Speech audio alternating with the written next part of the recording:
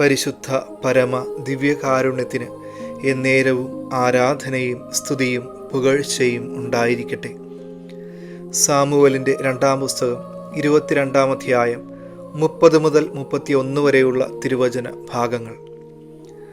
അങ്ങയുടെ സഹായത്താൽ സൈന്യനിരയെ ഞാൻ ഭേദിക്കും. എൻ്റെ ദൈവത്തിൻ്റെ സഹായത്താൽ കോട്ട ഞാൻ ചാടിക്കടക്കും. ദൈവത്തിൻ്റെ മാർഗം അവികലമാണ്.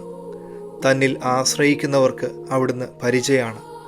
കർത്താവിൻ്റെ വാഗ്ദാനം നിറവേറ്റപ്പെടും. ദാവീദ് തനിക്ക് വിജയം തന്ന കർത്താവിനെ സ്തുതിക്കുന്ന തിരുവചന ഭാഗങ്ങളാണ് ഇവ. ഈ തിരുവചനത്തിൽ ദാവീദ് 2 പ്രാവശ്യം ആവർത്തിച്ച് പറയുന്ന വാക്കുകൾ ഇപ്രകാരമാണ്: ദൈവത്തിൻ്റെ സഹായത്താൽ എനിക്ക് സൈന്യനിരയെ ഭേദിക്കാനും കോട്ട ചാടിക്കടക്കാനും സാധിക്കും. സ്വന്തം കഴിവുകൊണ്ട് തനിക്ക് ഇപ്രകാരമൊക്കെ ചെയ്യാൻ കഴിയുമെന്ന് ദാവീദ് ഒരിക്കലും പറയുന്നില്ല.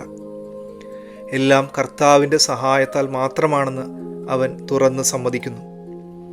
ജീവിതത്തിൽ പല കാര്യങ്ങളും നേടിയെടുത്ത് കഴിയുമ്പോഴും മറ്റുള്ളവരുടെ പ്രശംസ ലഭിക്കുമ്പോഴും പലരും സ്വയം ചിന്തിക്കും, ഇതൊക്കെ എൻ്റെ കഴിവുകൊണ്ട് നേടിയെടുത്തതാണല്ലോ എന്ന്.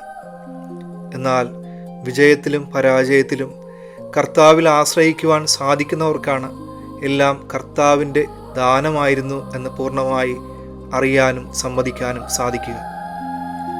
നമ്മുടെയും വിശുദ്ധീകരണത്തിനും ഉയർച്ചയ്ക്കും തടസ്സങ്ങളായി നിൽക്കുന്ന പല കോട്ടകളുമുണ്ട്.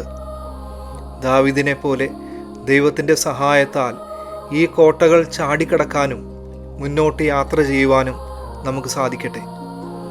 ദൈവത്തിൽ ആശ്രയിക്കുന്നവർക്ക് അവിടുന്ന് പരിചയമാണെന്നാണ് തിരുവചനം ഓർമ്മിപ്പിക്കുക. യുദ്ധത്തിൽ പരിച ഉപയോഗിക്കുന്നത് ആക്രമണത്തെ ചെറുക്കുവാനാണ്. കർത്താവ് നമ്മുടെ പരിചയമാണെങ്കിൽ നമ്മുടെ നേരെ വരുന്ന ഏതൊരു തടസ്സങ്ങളെയും ചെറുത്തുകൊണ്ട് മുന്നോട്ട് നീങ്ങുവാനുള്ള ശക്തി അവിടുന്ന് നമുക്ക് തരും. ഈ തിരുവചനം കേൾക്കുന്നവരുടെ ജീവിതത്തിൽ കർത്താവ് പരിചയമായി എന്നും നിലകൊള്ളട്ടെ. സർവശക്തനായ ദൈവം, പിതാവും പുത്രനും പരിശുദ്ധാത്മാവും നിങ്ങളെ സമൃദ്ധമായി അനുഗ്രഹിക്കട്ടെ. പരിശുദ്ധ പരമ ദിവ്യകാരുണ്യത്തിന് എന്നേരവും ആരാധനയും സ്തുതിയും പുകഴ്ചയും ഉണ്ടായിരിക്കട്ടെ.